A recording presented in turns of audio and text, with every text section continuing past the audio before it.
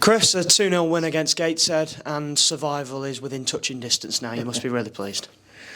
I'm just really pleased. The players, again, for me, Gateshead are the best team in the league in regard to everything that's about a football club. So, finance, not the greatest. The players committed. The way they play is really, really good, and I really admire it.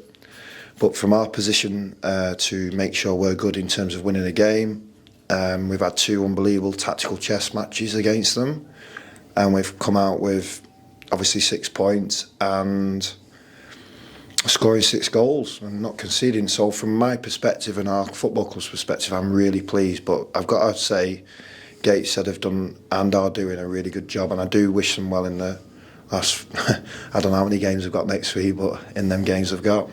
2 very different matches against Gateshead this season, Chris.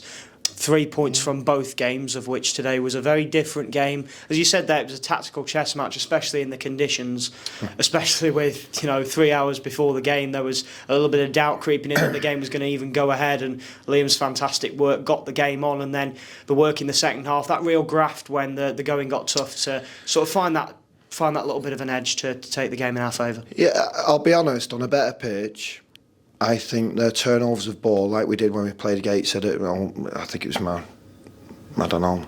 It was 20 days into being manager actually at Fylde.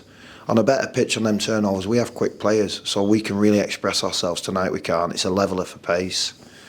And of course they're very, very good at passing and playing patiently. And our discipline had to be bang on tonight and in our shape. And don't get me wrong, if they score first, it becomes a very long night because they're so good at what they do, and then you have to almost go man for man, and in that there'll be more spaces. So by us scoring the first goal, it obviously really helped. But I believe on a better pitch, on the turnovers you've seen in the first half and what happened in the second half, we are more dangerous. And the evidence in that is, I suppose, when we've played at, I suppose, Oldham's ground or Aldershot's ground or Eastleigh's pitch, we've done great, or even our pitch till it turned in, I suppose, late January. But every credit to everybody involved at Fylde for following. And I know my mantra's fast attacking, forward-thinking football, playing on the edge of a seat, really entertaining. We've been that team. We've done really well this season being that team. But the 2 games against Gateshead are discipline, it's about playing position, it's about being able to break down, and it's about maximising transitions and turnovers. And on a softer pitch, it helps them, not us. The first game really helped us because Gateshead's pitch was fantastic. 2 games now where we've come away from it really pleased, really positive. But that's between a really disappointing game against Ebbsfleet. So I suppose my question was, Beechy, how difficult was it? Don't feel too happy for too long. No, how difficult was it, or how easy was it to sort of lift the lads' spirits back up after a really difficult game last week? On it was a good pitch. You'll credit that yourself. Ebbsfleet did a very good job. They played some good football, but we turned it around today, and the mentality sort of shifted back in our favour. I think psychologically, and if you look at the history of the league and where we've dug out from, so 15 games in, we've lost 10, we've won 2, we've drawn 3. We concede on average getting towards 3 goals a game. Of course, I'm with David and Phil, board level, and we make a change. It's not nice to see anybody lose their working job. It's not. So we've been digging out for a long time. And to get ourselves in this position and surpass at Oldham 52 points, in history of the National League, I don't know, you tell me, I don't think anybody's been relegated. So. And it's the same with Ebbsfleet. They beat us on Saturday, and what did they get? 52 points. It's almost like a psychological, we've done it. So it was about regenerating a bit of pace and mentality to what we're trying to do, because it's a tough bottom end of the league, isn't it, this season? And 52 for the first time in recent history might not be enough. And it was sharing that with the players and understanding that. And they got back on our lane and the way we go about what we do. Training obviously went up, and it's what happens lower level. I think Ebbsfleet did lose 3 next game after beating us. It's just what happens. But they were great last week. Fair play to them beating us. But I just think it's just like a psychological cliff edge. So I'm really pleased we've come through that and made sure we're good. After Oldham, we said we weren't mathematically safe, but it felt like a big step towards that. Today's another 3 points towards that target, of which a point will officially secure our National League survival. On a team and an individual level, Chris, how good is it to share those feelings with the players and go back into a dressing room at full time where you know that the aim that we set ourselves midway through the season we've accomplished, probably with a game or two even to go? We were 5 points below everybody in the National League.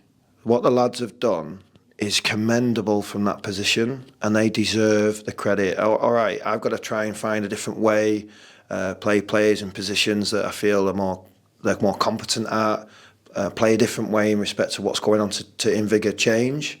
But they've got to do it. They've got to commit to our hard Tuesdays and our hard honest miles. They've got to make sure they're following, because you can't do anything at a football club on your own.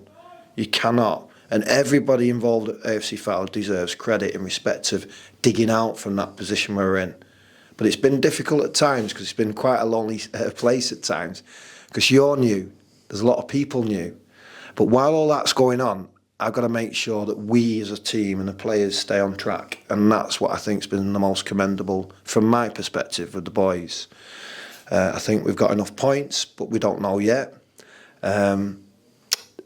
Selfishly, I want to finish the season positively in respect to 2 games. I want my win percentage higher. I want the players to make sure we're good.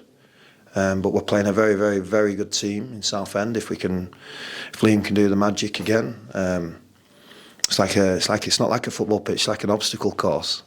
But if he can get it back right, hopefully we can play a game on it. And it looks like it'll be one of our highest crowds of the season, Chris, as we end our home National League season in front of a good following.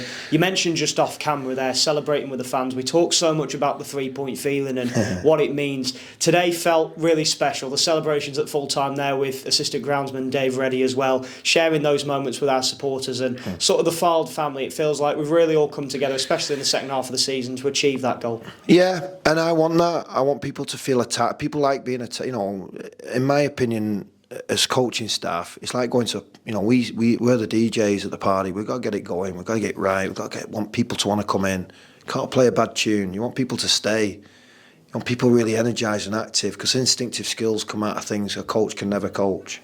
I played championship football, but there's nobody taught me to score a match-winning goal at Main Road. That came through intentions, came through me. It came through them feelings of, it's that energy and them waves of energies you can create, and we've done brilliant in that. And the players deserve all the credit, honestly they do, for listening to me, for me getting on their nerves, for me shouting Nick Orton, run harder, get back on the 4.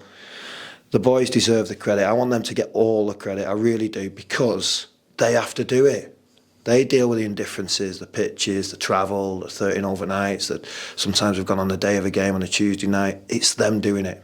And no excuses, and they've done really well in it.